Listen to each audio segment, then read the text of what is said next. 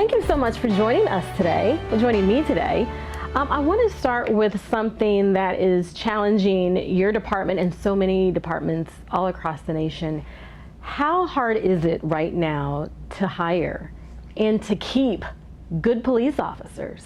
This is the heart of some of the things that we've been going through right now, because we actually just hired 3 officers and we just swore them in last night. So, Ooh, that's good. Yeah, That's good news. Well, this has been an ongoing process this whole year. I think I had mentioned earlier that it has been hard. And it's unusual because the larger departments in this area, like Omaha, obviously, the biggest department in the state, and I don't know if State Patrol does, but I know Douglas County does now. They're all starting to hire lateral recruits.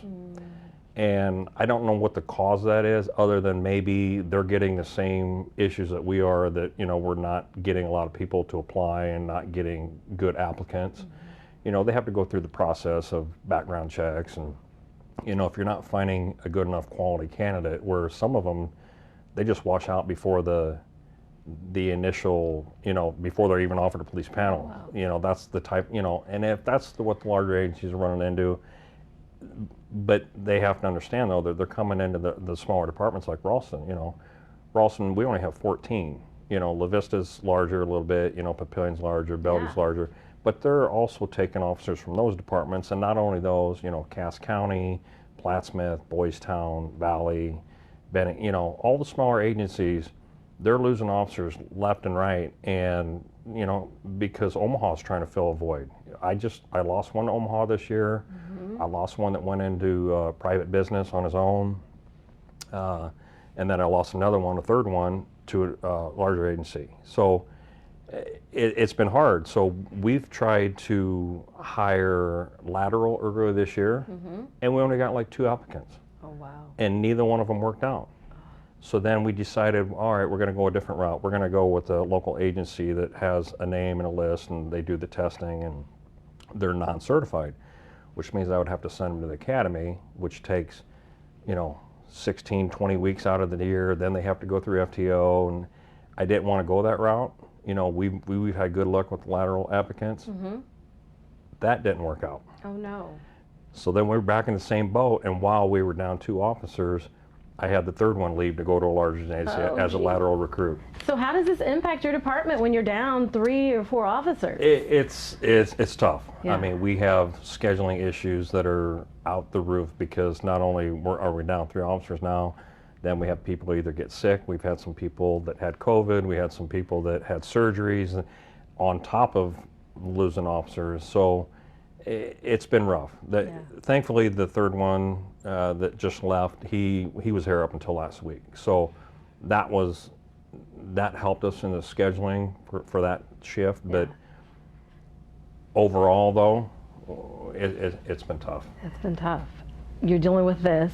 On top of the pandemic, numbers are still up. You just mentioned some of your officers have suffered from COVID. What is it like policing during this pandemic? How has it changed what you do and how you do it? Well, I mean, this started last year. Yeah. Last year, when all this started coming out, we had to come up with new rules and implement. I had to put out, rules, or whatever you want to call it, for the agency. With you got to wear a mask.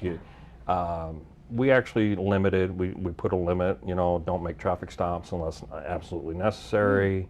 Don't go on rescue calls. Ralston's a little small town, and we have a Ralston Volunteer Fire Department, and we usually go on calls with each other. But actually, our officers sometimes beat the fire department there. So, but due to COVID, we couldn't take that risk.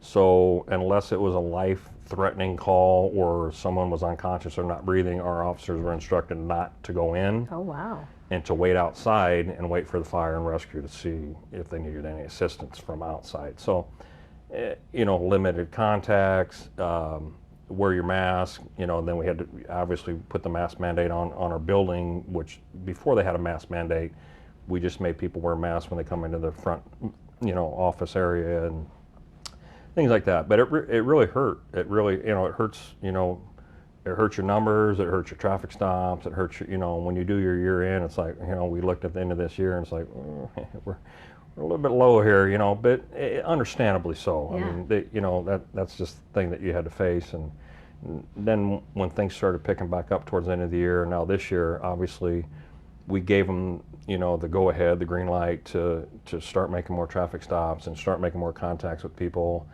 You can go on rescue call if you want, you can wear a mask if you want, you don't have to, things like that. And so that's we're what slowly getting back to normal for your department? slowly, yeah. Slowly. Okay. There's still some tweaks, that, I noticed some people wear masks, some don't, and it's, that's their choice. Once the mask mandate went away, the officer has that choice if they want to wear it or not. Yeah, just like a lot of us do now. Yeah. So I know you are so proud of the involvement that your police have with the community. And you guys are doing some great things in the Ralston Police Department. Beginning in October and November, your officers are going to have a little more facial hair too. So you guys do the No Shave October and November? Well, another agency, like 4 or 5 years ago, I noticed that they started kind of combining things because October started the Pink Patch awareness campaign. Okay. And I learned about this from La Vista, Chief Lawson there. It actually came from California, I think, where local law enforcement agencies will sell pink patches, and officers can actually put pink patches on for that month if they want to at their cost, and then have them taken off and then put back on. Yeah. But we sell them. Omaha Police Department has kind of spearheaded this thing, and actually they're kind of ramping it up right now. We have to give them a new logo for our pants because they have a new T-shirt company. So they make T-shirts that have all the agencies, participating agencies on it. They sell them at different spots. You can order them online, and all that money goes to the Pink Patch Project, or that department gets a portion of it to your cause that you're, Okay. And what's your And cause? it started as a breast awareness cancer thing, Yeah. I think, out in California. So you don't have to use breast cancer. You can pick whatever you want. So a local a local group, organization that I heard about was Scare Away Cancer, and that's who we've been donating our money to every year. So our officers, if they want to grow a beard early in October, we allow that. They have to pitch in, donate money. That goes to Pink Patch Project, and they can start growing the beard in October. So No Shave October, November, whatever you want to call it. So so for 2 months, and then if they want to continue that into November, then we do the No Shave November campaign. I love it. How much money do you know that you guys have helped raise? And ladies? Through the Omaha spearheaded group Overall, and all the agencies, they make a lot of money that goes to these different organizations. I don't have the exact figures in here, but I'm sure it's in the thousands that just impressive. Ralston has raised for Scare Away Cancer. Not only, and then the patches, our officers can take these patches, and sell them to people, family, friends, whatever, and then they bring that money to me and I put that in, and then we get it to Scare Away Cancer. And then November, the No Shave November, the officers also can donate money to grow the beard in November, and that money we typically target Project Harmony, the local child advocacy center here in Omaha, who we work with real closely. All law enforcement does. And they're always looking for help and donations and things like that. So it's a small amount, but any bit helps them. So we decided that we'll give them, the portion of the money from November. Yeah, two really good causes. Yeah. You also do something in Ralston I'm fascinated with. Somehow you have turned into paying your parking fees into a really good thing. Tell me about the Food for Fines program and how successful it's really been. We offer food for fines, and I actually just got a hold of the library the other day to make sure that they're on board with it this year, because I wasn't sure, because the library's kind of gone back to COVID protocols. So they're still going to be involved. So us and the library, we offer citizens a chance to pay their parking tickets that are unpaid or any undue library fines through the library with canned goods or boxed food goods. And The police department ourselves, we want 5 canned goods for any parking ticket. Wow. And even if it's overdue, you know, your parking ticket, if it's overdue over a month, you know, the fine keeps going up. Yeah. Yeah. So 5 canned goods, bring it in. And it's worked out pretty good. So like 2 years ago, before COVID, we had one gentleman that brought in like 80 canned goods Oh, wow. for a lot of parking tickets that are unpaid. But and I don't know if he knew that, you know, he was going to do that, and he knew that he could bring these in. And we don't care as much because we know that at least we're clearing the parking ticket, and then the food is going to a good cause. So we send the food up to the Ralston High School. This is a local, you know, organization. We like doing everything in Ralston. So the Ralston High School has a thing called Our Pantry that is right in the school there, that school kids and families that are in need can go up there and get food and just go in there. And so that's where we donate our food to. Like 2 years ago, we had a lot. I mean, we had like 400 pounds of stuff that we had to haul up there on racks. And so yeah, almost worth getting a parking ticket for. No, I'm kidding.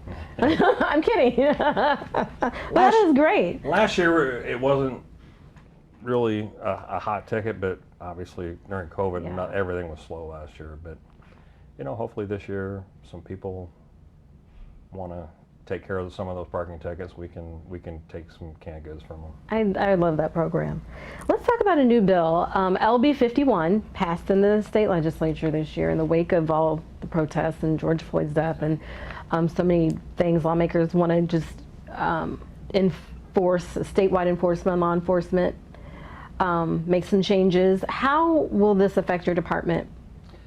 It actually hasn't affected it really a lot at all, because when this whole stuff started last year, a lot of, you know, the state senators and you know, the government were starting to come out with different things like, oh, police need to do this or need to do that. You know, I got with my mayor and my city administrator and showed them there was like a list of things that they wanted, you know, to go in these bills. And I go, look, we already do this, we already do this, we already do this, you know. So it wasn't so much of a hard change for us. Now, LB 51, obviously, I can talk more about that, but some of the nationwide things, you know, we already had in place, you know,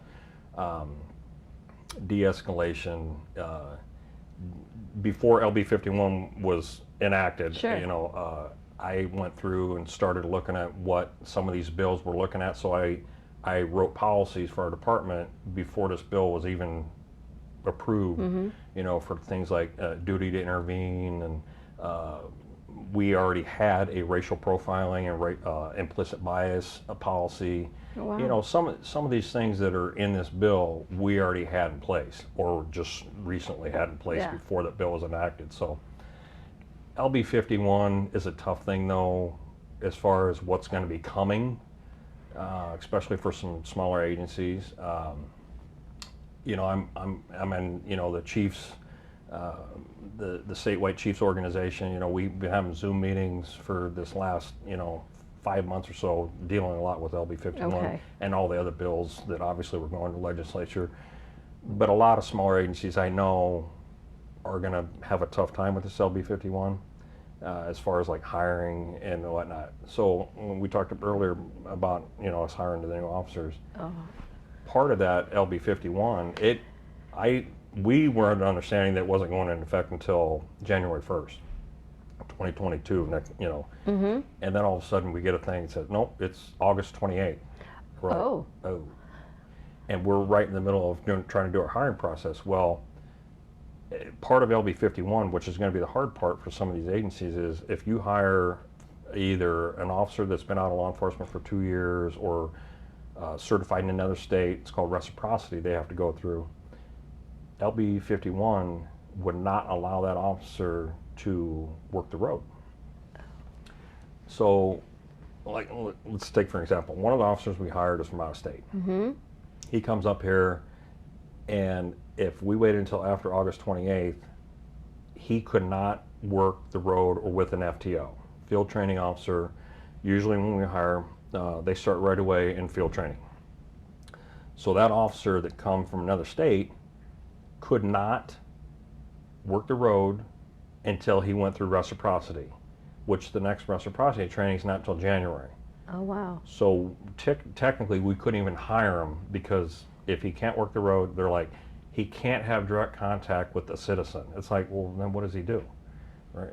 There's nothing for him to do in the office, you know. So we were lucky enough to get through the whole process and get him in the door. But now, after August 28th, some of these smaller agencies, you know, 1-man, 2-man, 3-man departments, That's going to be tough. they don't have field training, Yeah. you know, they don't, things like that, and they're not going to be able to put that guy on, you know, hire him and put him on the road.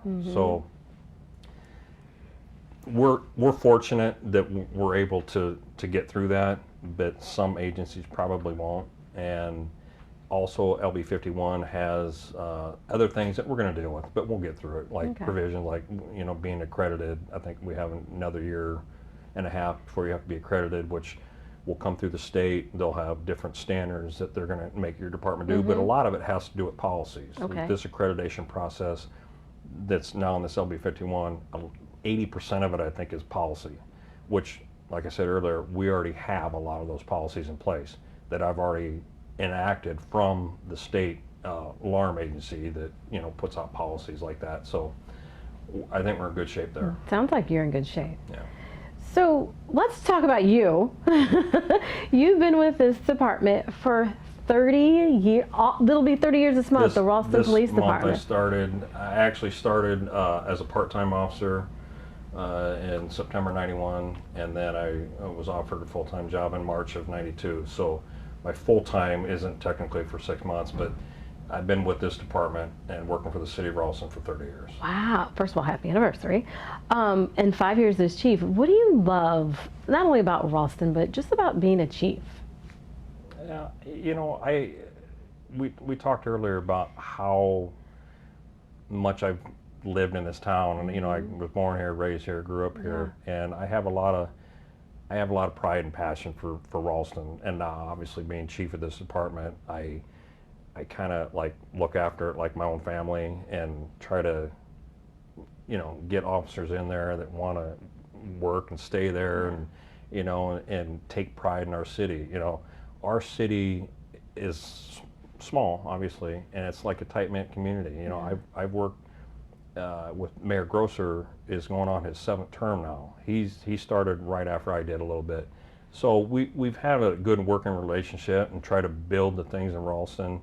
And I want our officers to take pride in that also, and, you know, and show that to the community. It's been kind of tough getting out into the community due to COVID, but I think it's going to lighten up here this year. Yeah. What are you most proud of with your department and your time as chief? I'm most proud of our department as far as our officers, their work ethic, their knowledge, their pride they take in working for our department in our city. I mean, our guys are well trained, well educated, and we don't get a lot of complaints like a lot of other, you know, agencies may. I'm not saying anybody that does, but our guys I take pride in that, to know that our guys they're doing the right thing, they're working hard, and they're protecting our city. Our crime rate's low. Last year we were the 7th, I'm not sure if it was 7th or 10th, it's 2 years in a row. We've been in the top 10 safest cities in Nebraska. Wow.